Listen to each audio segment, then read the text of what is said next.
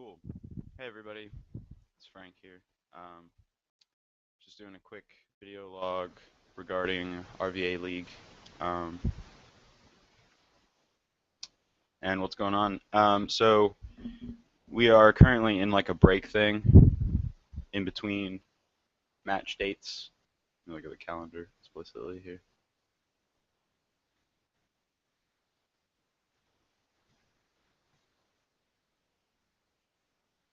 Thanks. What's wrong with the site? Crap.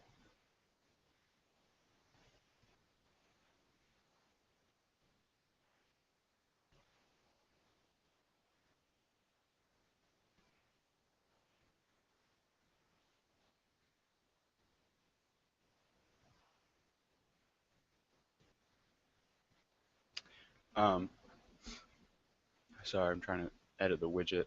It put it on both pages for some reason. Anyway, so our next matches are on the 13th. Uh, we have, let's see here, 1, 2, 3, 4, 5, 6, 7, 8, 9, 10, 11, 12, 13, 14. We have 15 more matchups to do, which is, I think, slightly more than half.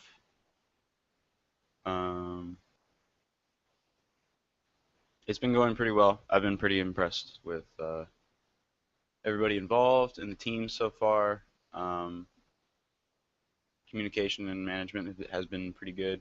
Compared to last split, we've been much more organized, much more premeditated with our dates and things. We had a lot of last minute scheduling last split, and that was really frustrating.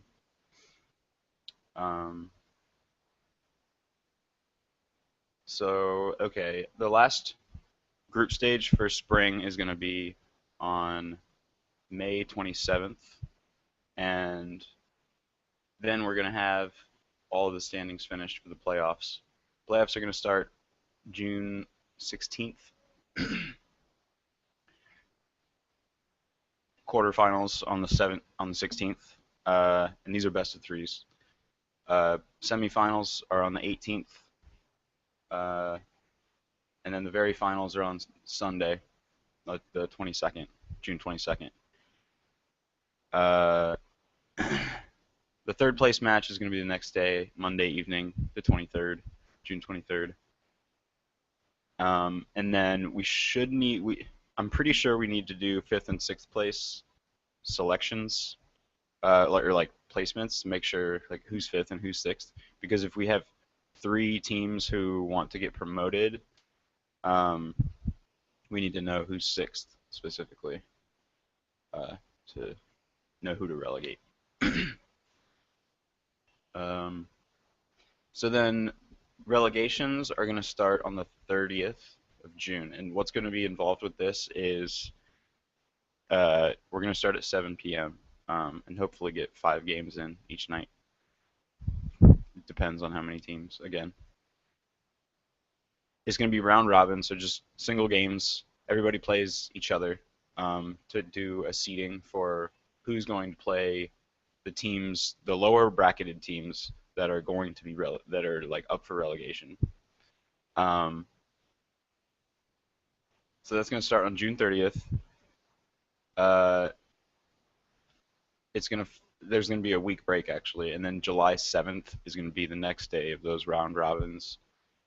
July 9th is going to be a lot like there's going to be 3 days of round robins.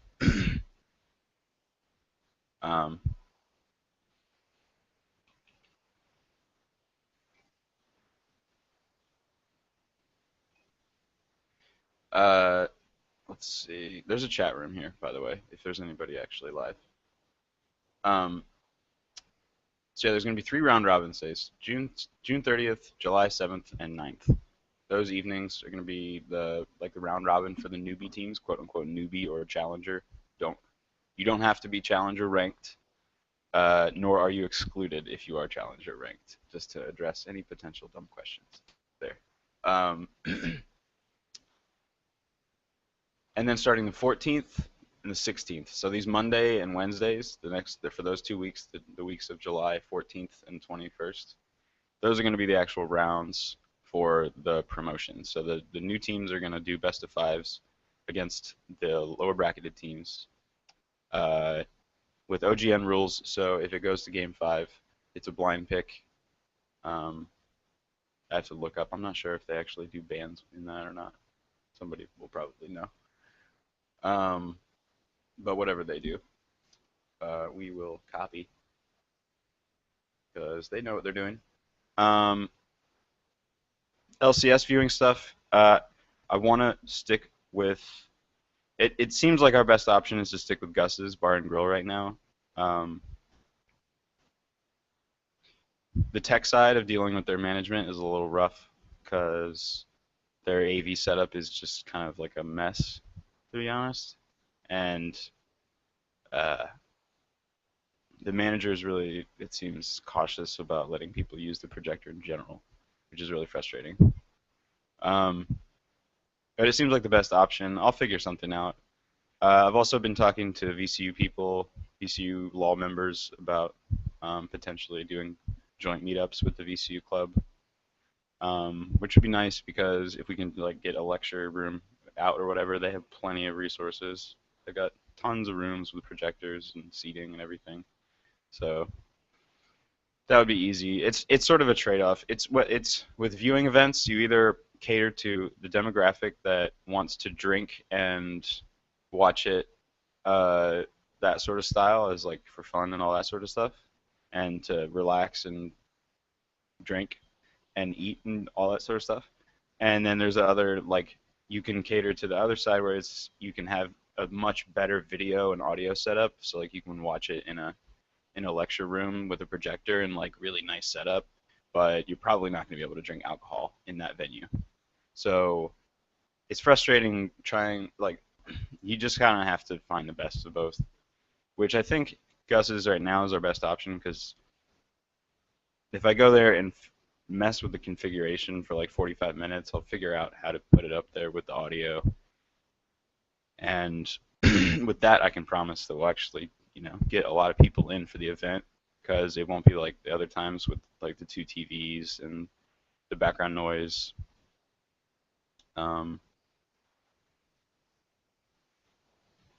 yeah, just finding an appropriate venue is really difficult because there's no other resources here either in town. There's no like esports bars or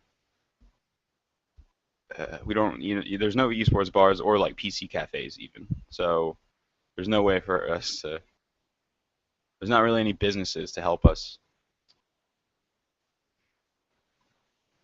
So I went over the calendar stuff. That's pretty much all I had to say about that.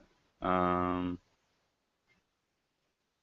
the bracketing is the same as LCS. So for the group stage this spring split, um, the first and second seed are going to have buys for the quarterfinals. Quarterfinals is going to be best of three. Fourth and fifth seeds are going to face each other, and then the third and sixth seeds are going to face each other. And then in the semifinals, the winners of those sets, so the fourth and fifth, the winner of the fourth and fifth set plays the first seed, and then the third and sixth set or seeds play the second seed, and then of course the winners of those play in the finals. Um, for group stage, I have $25 RP cards to give out to captains. I have 5 of them, so the top 5 teams in the group stage are going to get RP for their team. It's not a lot, but it's something. Unfortunately, prizing is just kind of like an on faith thing. As soon as we get a little more traction, get people on the website using the Mumble,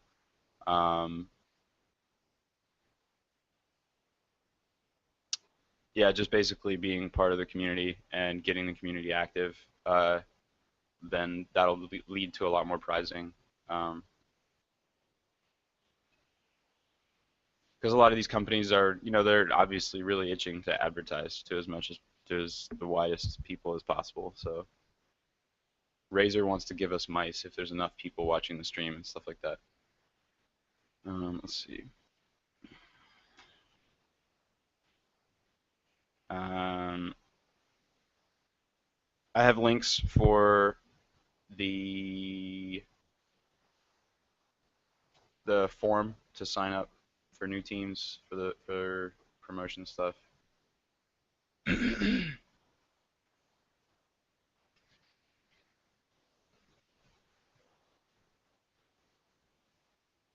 Yep, I got the form. It's actually on the website. I will paste it in the chat right now.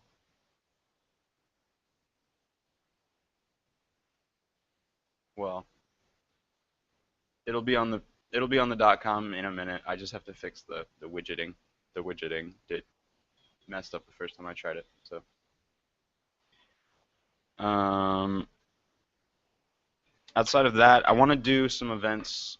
Uh, Mitch and I talked about ranked online teams. So like 5 people or 6 people in the group can make a team and have a competition for who can make the highest solo ranked team with 6 people on it from the group, and basically just report all the matches and like mediate it so that it's valid players playing each match and there's no unfair play going on. But basically, just get 6 people from the community, play online ranked fives, play 20 matches. At the end of your 20 matches, whoever has the highest ranked team gets a prize. I think that's really good in terms of. I think that playing in a ranked fives or context is really important for growing your skills at level 30. It's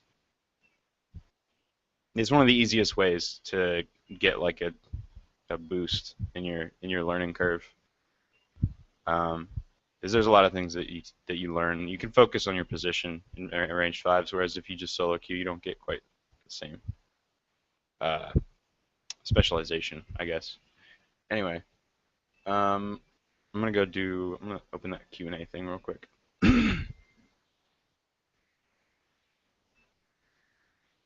Cool. All right.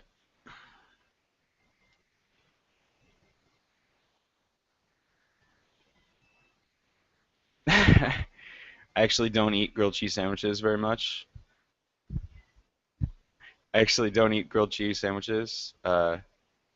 I feel like grilled cheese sandwiches are like they're like half a sandwich. You know what I mean? Like it's like a ghost of a sandwich. Like it's like a sandwich missing main ingredients. If that makes any sense. You're like it's just cheese. Just put something else on it. Like anything else. Just put anything else on the sandwich.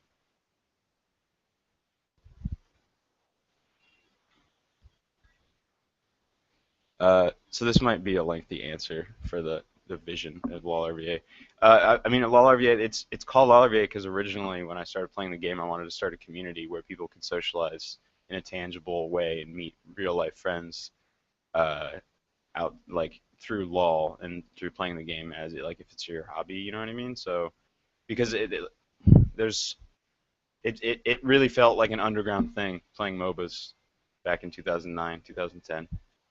Uh, and yeah, I don't know, like I really yearn for a more social scene and more of a community around the game, and yeah, the whole culture. So uh, originally it was just for LoLRVA.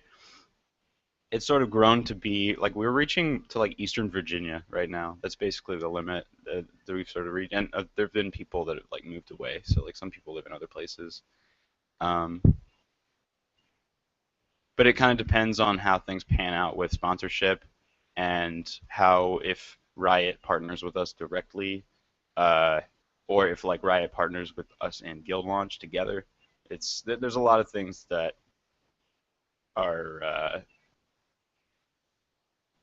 there are a lot of factors that play into that for how we proceed into the future.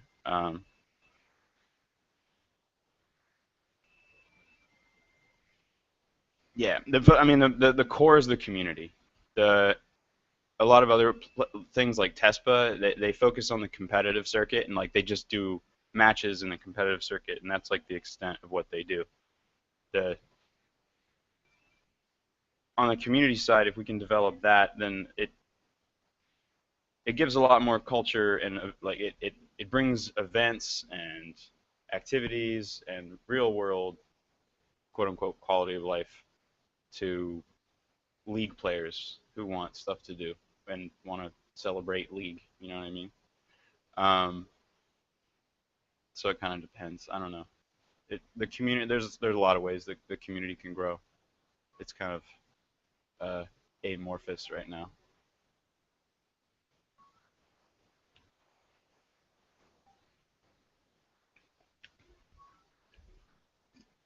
Just to formally do this. So relegations, there's going to be 3 days of round robin for the new teams to rank to seed them against the teams that are up for relegation. Um, Relegation itself is going to be a best of 5, with the fifth game being OGN rules with the blind pick.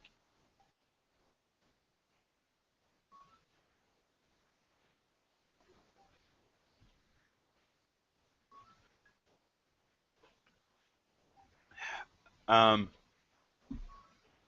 if there are more teams looking to be promoted than we can fit into the round robin time, then I'll address that. I don't foresee it happening.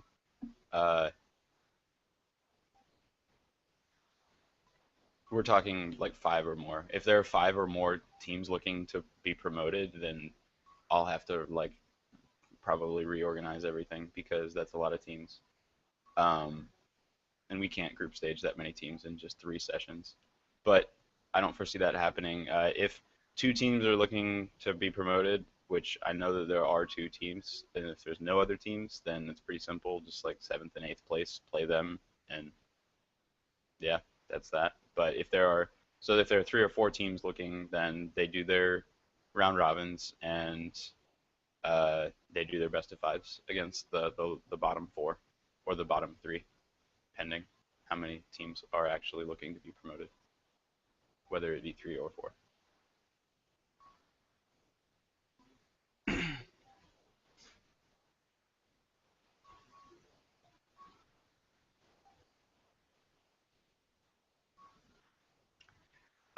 Teams that are up for relegation will be placed against their opponents based on the seeding of the challenger group stage, the 3 days where there's going to do round robins for the new teams that are coming in. Um, so they're going to be it's just going to be seeded based on that.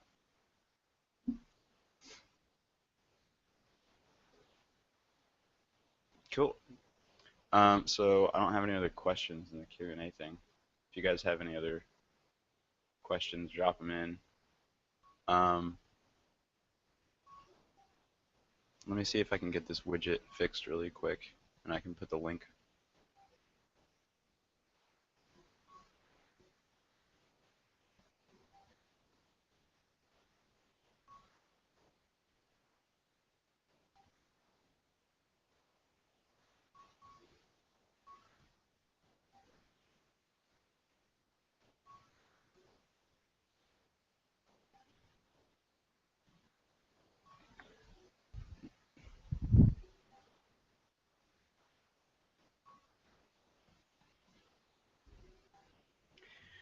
Can someone from a team being relegated play for a new team? So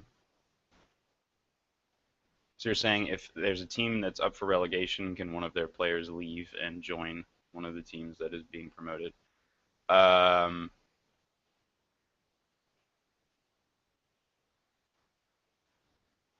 in the case of the 7th and 8th seed teams, since they're not playing in the playoffs, yes, they can. If you're in a team that makes it to the playoffs, no, you cannot. But the deadline for doing that would be before playoffs is over. You would need like any player looking to quote unquote jump ship from their current team needs to announce it and make their intentions known before playoffs are over for the spring split to get to give the team that's up for relegation fair warning, because it's honestly that'd be kind of like a shitty move to leave your team without a position when they're up for relegation, because like honestly you would I don't see why a player would do that, because they would want to just like win with their team that's up for relegation and then look at improving that team after they keep their spot. Like it's I don't know. It would be a really weird situation for it to be a better course of action for that player to actually like jump and undermine the team.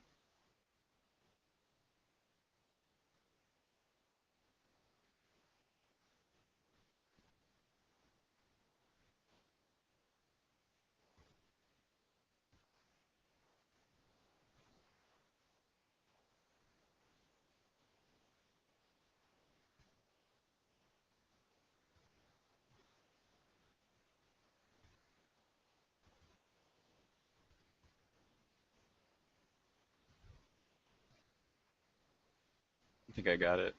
Let me get the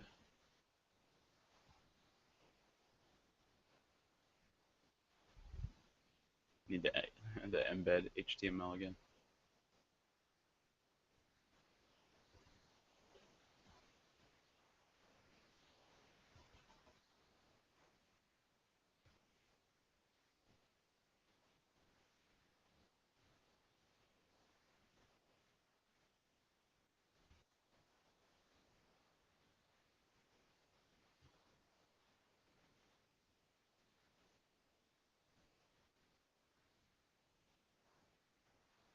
There we go. I got it. Um, Let me make some finishing touches here.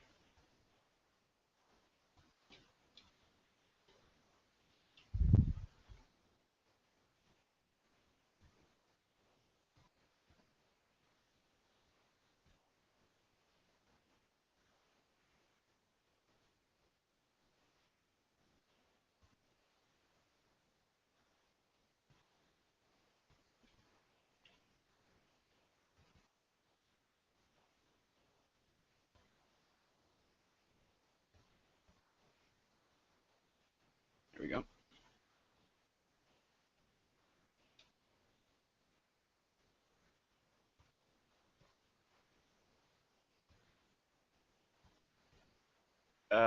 No, they can't play on both teams at the same time, just to avoid complications. I don't want to deal with that, and I think that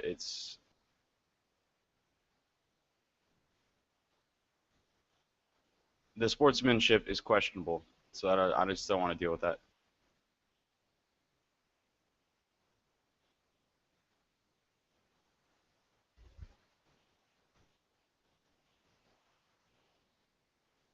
All right, I'm gonna screen share this with you guys real quick.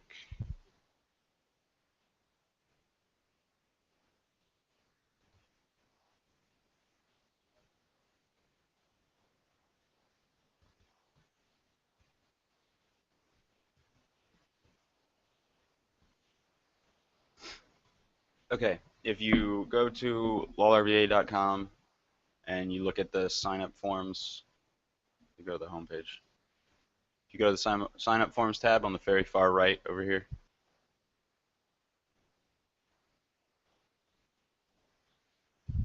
there is a form that has the dates, full calendar, which is this tab actually, and the deadline for submitting your rosters for the new thing is June 14th.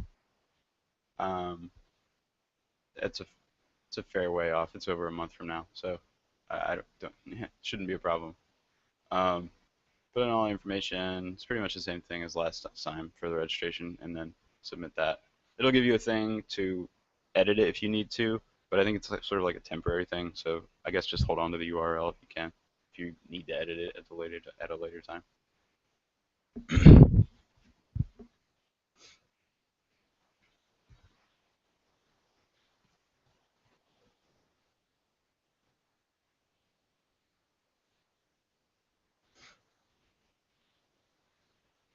Okay, so I got the form, went to calendar, did some LoLRVA questions. What else do we got? Viewing events, did that. Um,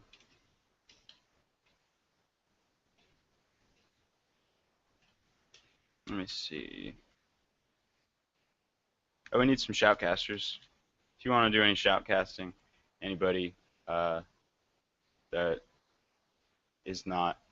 Even if you're a player in RVA League, you're free to shoutcast for other games that you're not involved in, as long as you, of course, aren't critically subjective or like aren't just like really uh, malicious about your what you say about the players. Because obviously, like I don't want you shoutcasting if you're just gonna trash talk to other people. Um,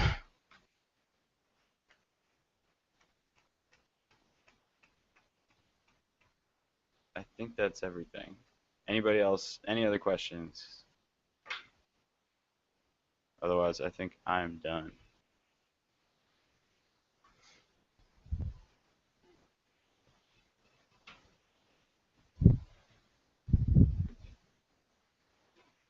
Get a Twitter if you haven't. If you're a player in the league or if you want to get involved with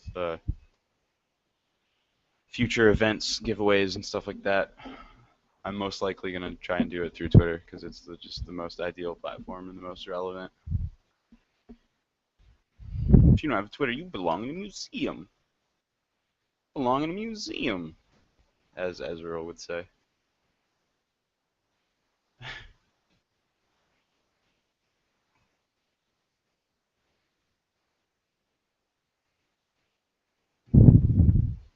Less than three, indeed.